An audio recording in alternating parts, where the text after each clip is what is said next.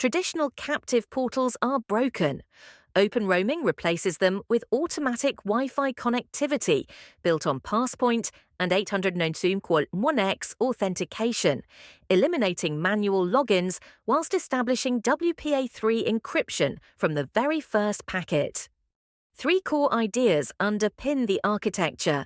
Passpoint enables devices to discover and authenticate automatically using pre-provisioned credentials.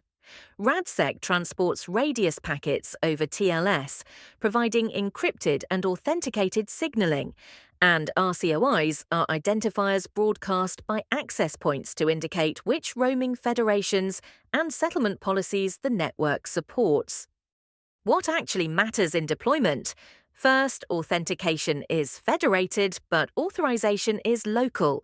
The federation verifies identity, but the venue controls bandwidth, VLANs, and access policies. Second, no certificates means no service. Expired WBA PKI certificates cause silent RadSec failures, making lifecycle management critical. Third, segment first, deploy second. Verify network segmentation and dynamic VLAN assignment before enabling open roaming, especially in retail environments. Read the full guide at purple.ai.